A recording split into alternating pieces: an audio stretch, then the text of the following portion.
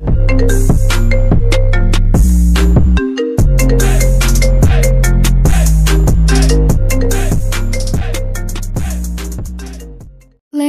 Ghost Clique 2015 adalah sebuah film yang menceritakan kisah 3 orang muda-mudi yang tengah melakukan perjalanan camping untuk bersenang-senang.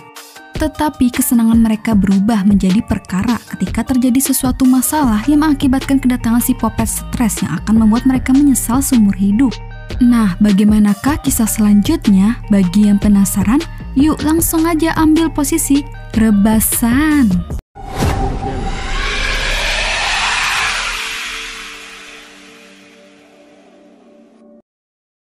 Kisah film ini diawali dengan diperlihatkannya 2 pasangan sejoli yang baru saja bertunangan dan akan segera menikah, bernama Daniel dan Alicia, serta 1 orang sahabat lagi bernama Chris, sedang melakukan perjalanan berkemping di sekitar pegunungan terpencil Georgia. Lalu pada malam harinya, setelah membangun tenda dan membuat api unggun, ketiganya pun menghabiskan malam dengan mengobrol satu sama lain.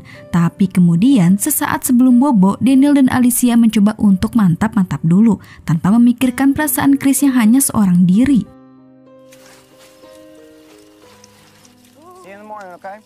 Di keesokan paginya, saat Chris baru saja bangun dan keluar tenda, dia melihat orang asing sedang mengoprek-ngoprek tas milik mereka bertiga. Sontak saja hal itu membuat Chris panik. Menganggap orang itu pencuri, Chris berusaha menghentikannya. Tapi sebelum perkelahian terjadi, tiba-tiba Alicia dan Daniel datang, lalu mengatakan bahwa orang tersebut adalah sahabat mereka yang bernama Devi.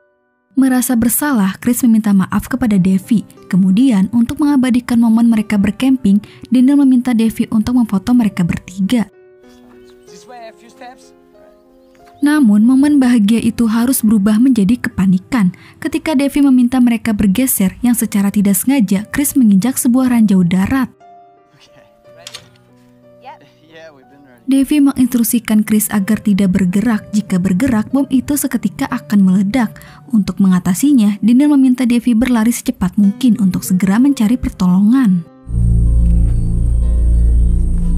Sementara itu, Daniel dan Alicia mencoba menelpon 911 untuk membantu Chris. Tapi tiba-tiba, hal yang tidak terduga, Daniel mengatakan kepada Alicia bahwa 911 tidak bisa membantu seorang pelacur.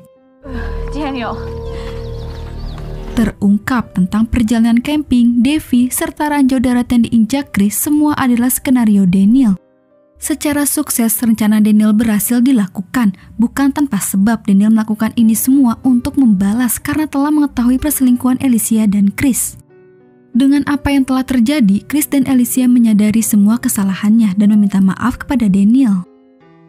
Alicia memohon kepada Daniel untuk menghentikan ini semua, akan tetapi semua itu sudah terlambat. Hati yang sudah terluka, dengan tega Daniel meninggalkan pergi mereka berdua dalam kepanikan. Dengan upayanya, berbagai cara dilakukan Alicia untuk bisa menyelamatkan Chris, akan tetapi semua itu sia-sia.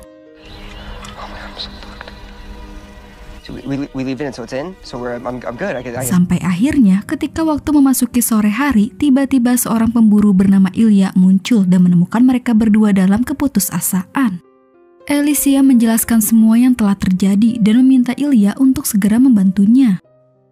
Awalnya Ilya terlihat baik dan dengan senang hati mau membantu mereka yang sedang kesusahan. Tetapi sebenarnya Ilya si popat omes yang mau memanfaatkan kesempatan ini untuk niat jahatnya. Ilya mau membantu mereka, tapi dengan syarat Alicia harus melepas dan memberikan celana dalamnya kepada Ilya. Karena tidak ada pilihan lain, mau menelpon polisi nggak ada sinyal, pergi ke permukiman jaraknya terlalu jauh, akhirnya dengan terpaksa Alicia mau melakukannya. Setelah permintaan lacenat itu dilakukan Alicia, ternyata Ilya membawa sebuah HT yang memang bisa digunakan untuk menghubungi polisi. Tentu hal itu membuat Chris dan Alicia sedikit lega. Mereka berusaha meminta tolong kepada Ilya dengan HT tersebut, tetapi lagi-lagi Ilya meminta syarat kembali. Kali ini lebih parahnya lagi, Ilya meminta Alicia berperilaku seperti guguk dan membuka pakaiannya. Melihat kejadian ini, Chris benar-benar muak. Dia ingin sekali memberi pelajaran kepada Ilya, tetapi ranjau darat itu membuat Chris tidak bisa berbuat apapun.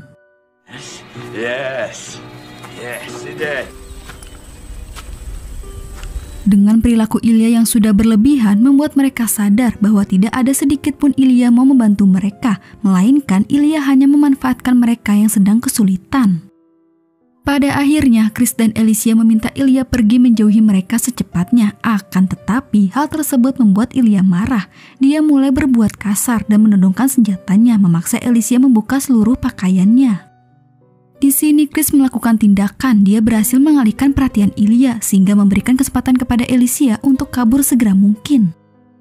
Saat Ilya berusaha mengejar Alicia, Chris berhasil meraih senapan yang ditinggalkan oleh Ilya. Dan di waktu yang sama, pelarian Alicia gagal. Kondisi Alicia yang sudah tidak berdaya membuat Ilya sangat mudah untuk mencoba memperkaosnya. Meskipun senapan Ilya berada di tangan Chris, tetapi dia tidak bisa menolong Alicia karena senapan itu adalah shotgun. Jika diarahkan kepada Ilya, otomatis peluru yang menyebar akan mengenai Alicia juga.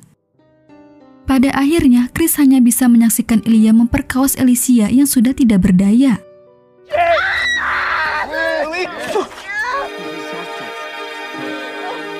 Kemudian pada suatu momen setelah Ilya memperkaos Alicia, Chris mendapatkan kesempatan untuk menembak Ilya. Tetapi Chris diserang oleh guguk Ilya hingga pingsan dan sebuah tembakan dilepaskan tepat mengenai Alicia. Ketika Chris terbangun, dia berada di sebuah lubang tepat di sebelah ranjau yang tidak meledak bersama Alicia dalam kondisi sudah tewas. Ilya menjelaskan kepada Chris bahwa seseorang yang menjebak mereka sangat pintar karena dengan sebuah ranjau palsu dia berhasil membodohi Chris dan Alicia. Kemudian Ilya pergi meninggalkan Chris dalam tangisan kesedihan untuk Alicia yang sudah meninggal. Beberapa waktu kemudian, Chris melakukan perjalanan di Georgia dan menanyakan arah jalan di sebuah kota kecil kepada seorang ibu bernama Tanya dan anaknya Lika. Mereka berdua sangat ramah kepada Chris sampai akhirnya menawarkan dia makan sore dan kebetulan sekali Chris memang sedang lapar. Dengan senang hati Chris menerimanya dan mereka bertiga pun makan sore bersama.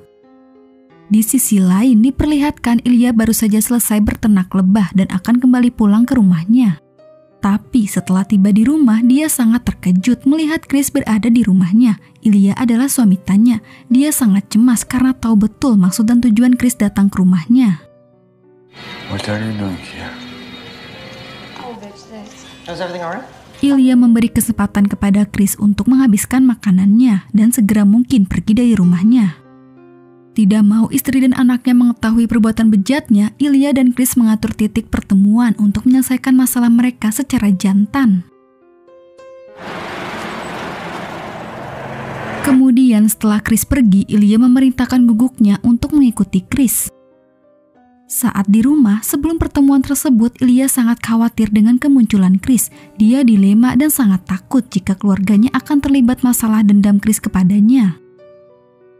Tidak lama kemudian, Chris berhasil melukai guguk Ilya, lalu dengan itu dia mendapatkan akses masuk kembali ke rumah Ilya.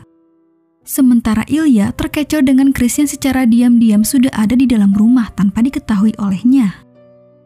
Ketika Tanya, Lika, dan Chris tengah mengobati luka guguk tersebut, Ilya segera mengambil senjata untuk membunuh Chris. Namun peluru senjata Ilya kosong dan ini semua sudah dipersiapkan oleh Chris. Di sini waktunya pembalasan dimulai. Chris menembak kedua kaki Ilya sehingga dia sangat kesakitan dan tidak bisa bergerak. Chris meminta Tanya dan Lika untuk membawa masuk Ilya dengan lontaran kata-kata yang kotor. Come on, guys. You can do it. Di sofa Ilya tidak bisa bergerak sama sekali dan Lika harus mengikat ibunya sendiri. Kemudian sama seperti yang dilakukan Ilya sebelumnya, Chris memanfaatkan situasi tersebut untuk permainan omes dengan Lika. Chris memaksa Lika melepaskan celana dalamnya, lalu menggunakan celana dalam tersebut untuk menyumpal mulut Ilya. Taste it. Now, if you see, Tanya, Lika, there's a part of the story. Berulang kali sebuah permohonan maaf terdengar dari mulut Ilya, akan tetapi hal itu tidak membuat Chris menghentikan perbuatannya. Malahan selanjutnya dia bermain permainan mematikan bersama Lika, di mana Chris akan meletakkan satu peluru di pistolnya. Jika tembakannya kosong, Lika akan terus membuka pakaiannya. Jika tidak, ia akan tewas tertembak dengan satu peluru itu. Menerima kenyataan, kedua orang tua Lika memohon dan putus asa. Very much, Ilya. This is a fun game. Mereka berusaha untuk menyadarkan Chris, tetapi permainan tersebut tetap dilakukan.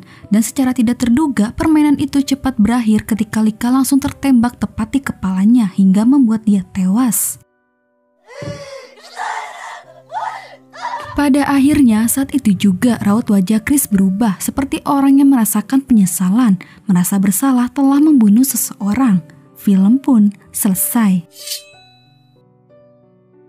Ending yang sangat menyedihkan.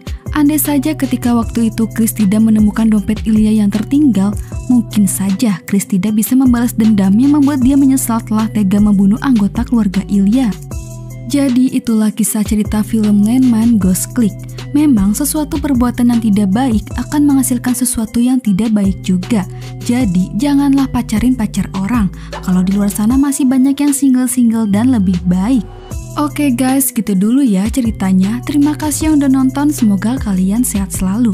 Dan jangan lupa subscribe channel Adeksis. Sampai jumpa di video selanjutnya. Bye!